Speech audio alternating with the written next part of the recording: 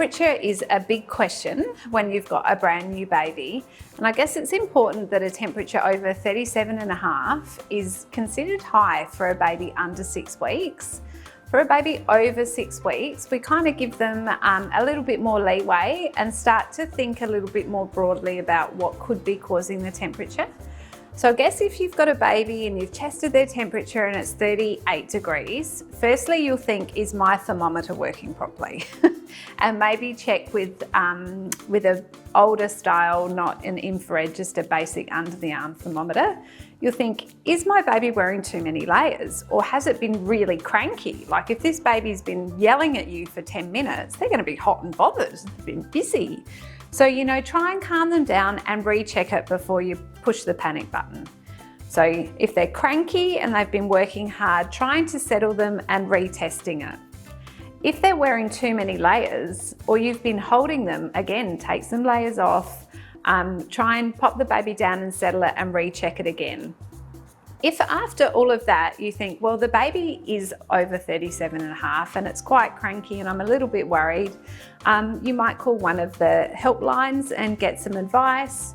You might ring up the GP and try and have an appointment that day. If not, if you really are quite concerned, we do encourage you to go to your local emergency department where they're really skilled and ready to help you to just investigate this baby.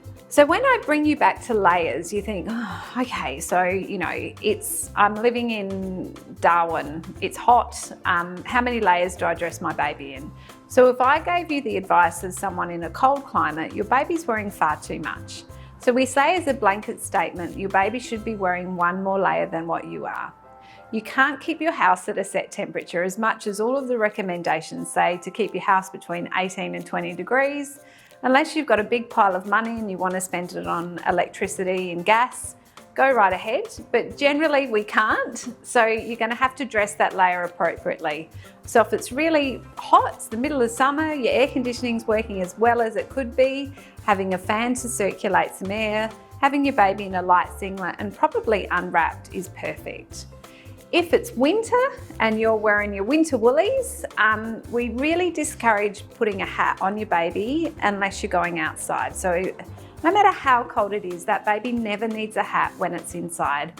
A hat, a beanie or a hood are all what we consider to be quite dangerous, to be honest, in terms of safe sleeping. So if it's cold, you've got a singlet, you've got a onesie, you've got a wrap, and then you really try and pick a natural fibre blanket, a bit like you would on your bed. So if it was cold, a woolen blanket is going to keep you much warmer than a synthetic blanket. So bamboo, cotton and wool are always going to keep a baby warmer.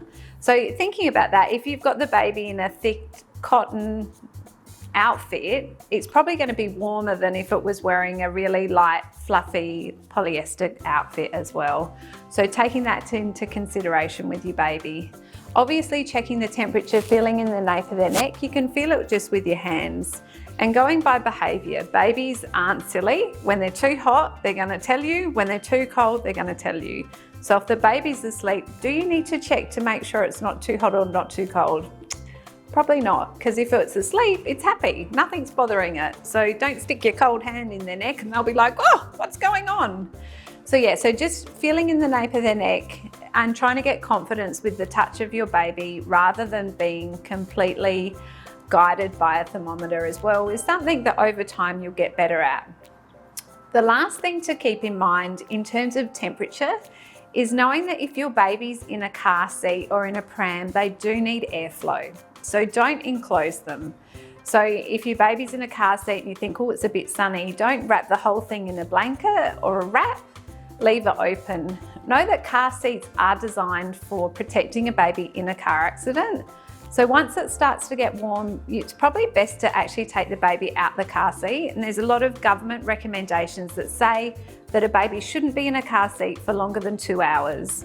So it doesn't mean that if, you're in Sydney and it takes an hour and a half each way to go somewhere, that you need to stop on the side of the freeway. But it's more to discourage people from using car seats as a pram all the time, because that's not what they're designed for.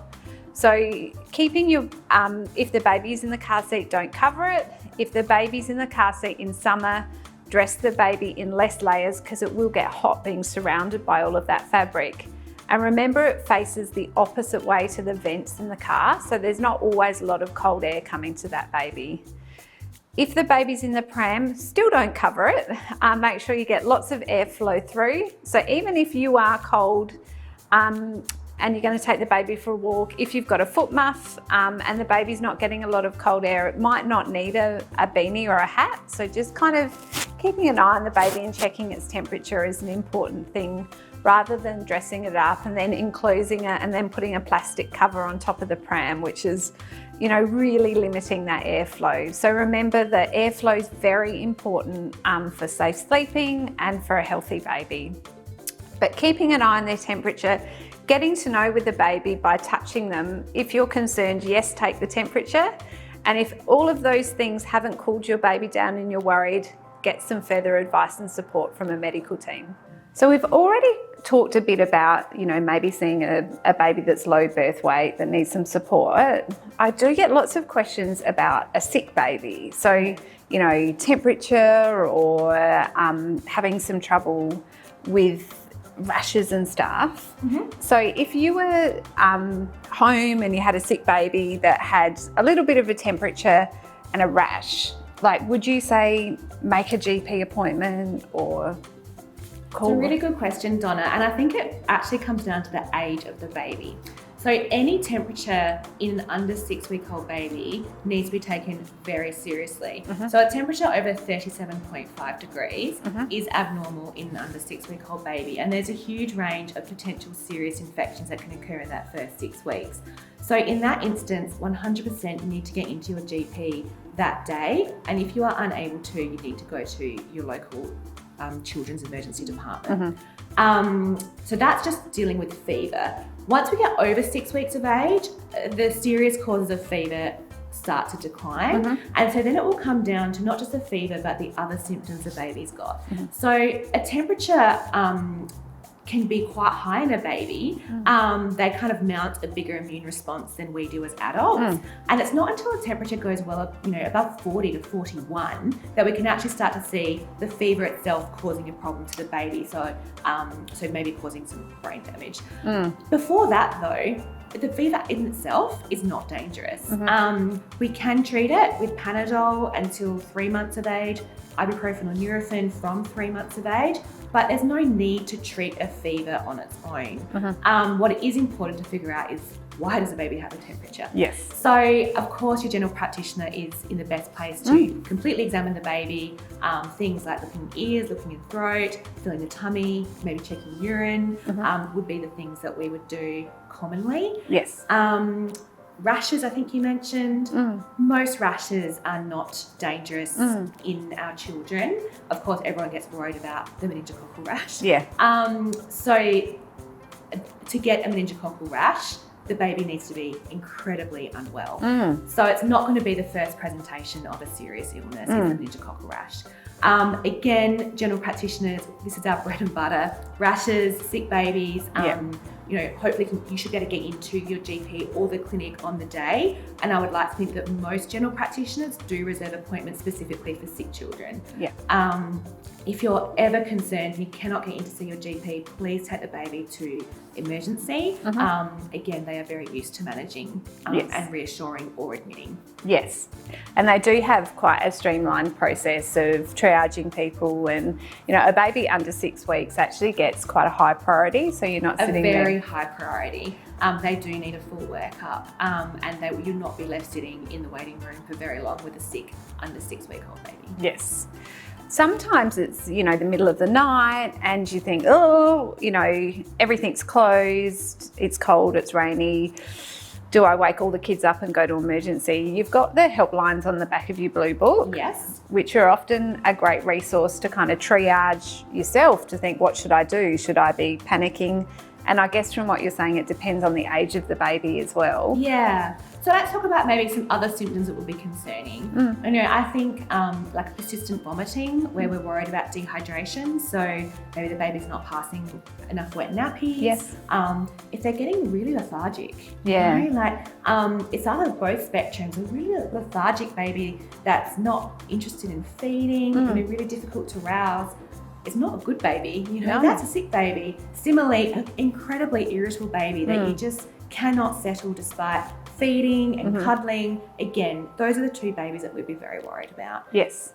Well, that's really helpful. And, you know, that instinct that a lot of parents have is really important as well. So if you just feel like something's wrong, and you know, maybe you do have like a really cranky baby that's not eating that well, that's still a really good reason to ring up the GP practice in the morning, say that, you know, you really want to see someone that day, and know that there is that priority to get access to a review for your baby as soon as possible. Yeah, look, I'm an absolute firm believer that the parents do know their baby the best. If I have a concerned parent, then, you know, I am concerned as well. Yes, great. That's really helpful. So then, you know, immunisations are another big topic that I get lots of questions on, especially in the first 6 weeks, where for the very first time parents are like, I've got this list of almost instructive rules that they have to follow, and maybe for them, they don't know whether to go to the council or to the GP. And then they're worried, oh my God, it's going to cost more at the GP. And you're like, no, it's, you know, it's a government funded immunisation schedule. But if they do have questions, do you think it's better to maybe have an appointment before the immunisation with the GP?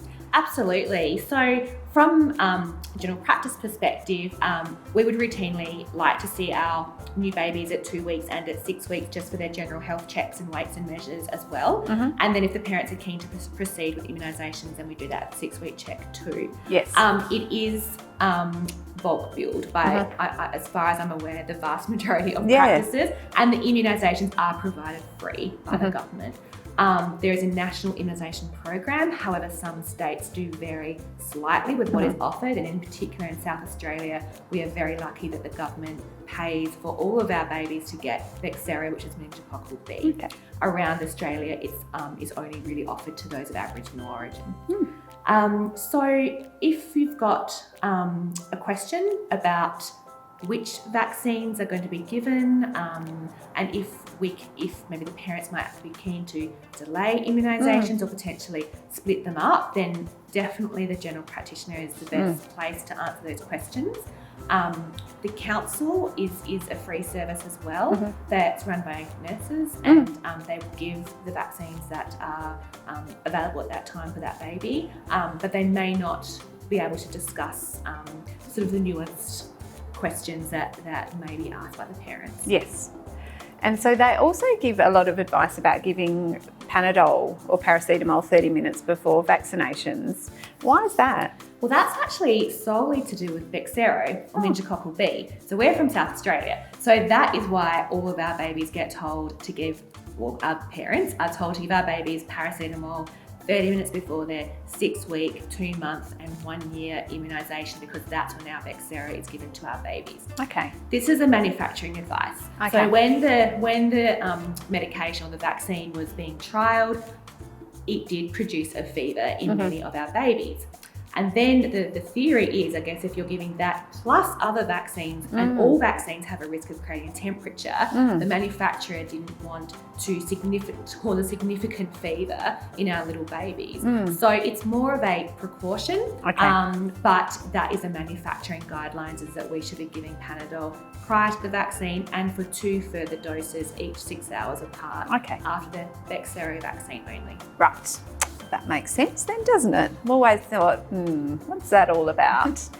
So if somebody was to go, look, I want to break these up, or I want to give that but not that, you know, probably rocking up on the day of the vaccination, it might be a bit of a difficult discussion, or it might be good to allow some more time to discuss your concerns. I think allowing some more time is a good one. Look, as GPs, we're very used to managing all sorts of problems in a short amount of time, and we would definitely be open to that conversation. So I guess we can answer that question now.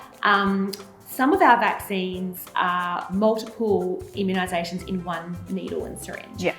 So, for instance, Influenza Hexa has actually got immunisations against six different viruses or bacteria in it.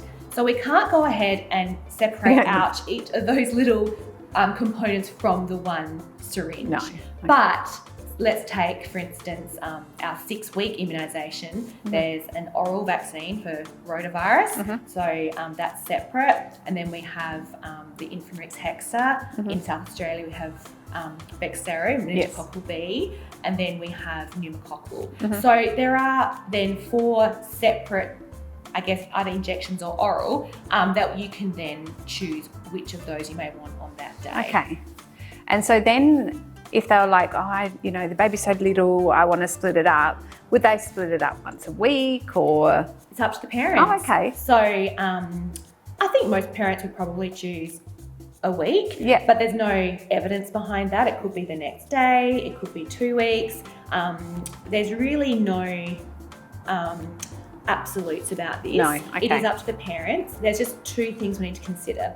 The first one is rotavirus. We have to have given the first dose by 12 weeks of age in order to qualify for the 2 doses. Right. So there is a time limit on the rotavirus, but that's the only one that has a time limit. However, the government has also got requirements that children are fully vaccinated in order to receive childcare subsidies. And so that may come to play for some parents, that if they choose to delay some of their vaccines, there may be some implications with parenting payments and childcare payments. Okay. And I guess it's important to know that when you vaccinate your child, all of that information is put into a database that kind of ticks you off that you've met the requirements that sit for some of the government subsidies that you do get. And that also means that, you can't give vaccinations earlier than when they're due. And it's not because there's a problem with the vaccination. It's more that the database won't allow it. 100% correct. There's no issue physically, medically, with giving a vaccine too early. There's 100% bureaucracy in the Australian Immunisation Register that they have to be given at or after a certain date. Yes, but not too far past it. Yeah, that's right. It's very specific. And so, which I do find that in my practice, a lot of people run into trouble because the immunisation clinic's open on a Tuesday and the baby's 6 weeks on a Wednesday, and you're like, oh, well, they can't go to the next one. They're like, but they're nearly 8 weeks. And you're like, oh. So, and that's just kind of a schedule that's laid out by the local council, which, touching base with your GP and seeing them in a nice, relaxed way is a nice way to think of the vaccinations as well. Some people think, oh, I want the baby to think the GP's in a happy place and the council's a bad place. And I guess babies aren't that smart. Not yet. No. I think the benefit of going to your general practice for the immunisations is that I would like to think they are all going to be weighing and measuring your baby, asking if you have any concerns medically about your baby, checking on developmental milestones, full examination of the baby. Yeah. That would be what I would expect of my 6-week check with a GP. Yes. Lots of general practices also use their practice nurse to give immunisations as well. So it's usually having at least 1 or 2 people giving the immunisations. Yes, at the same time. Yeah. So with these, last question on the immunisations, and it's more so because there's lots of information out there that's not necessarily 100% accurate, and lots of mums talk to other mums about the vaccinations and they get a lot of hearsay, and we're getting the facts today, which is fabulous. How long can we expect some of these side effects to last for, especially the rotavirus? Yeah. Well, maybe we'll talk about the injections first. So, most injections, 24, 48 hours maximum really. And it's going to be, muscle pain, a bit of a temperature, maybe a local site reaction, so a bit of a red lump. But most kids really breeze through it pretty well. Yes. So the injection ones are usually pretty self-limiting. You can sometimes get a bit of a rash after the measles, mumps, rubella that can occur between 7 and 10 days later. But again, the child's usually very well. Rotavirus. So this can cause gut problems. So we can see a bit of diarrhea, change in their poos, maybe a bit of irritability, and that can occur for maybe up to 14 days post that oral vaccine. Yes, which 14 days seems like a very long time when you've got a baby with a cranky tummy. And also remembering the rotavirus is a live strain, so parents have to be quite careful with washing their hands. Yeah, it's an attenuated live strain, so theoretically it shouldn't cause illness in the parents, but yes, the advice is that we very careful to wash our hands properly after changing dirty nappies. Yes, all very interesting.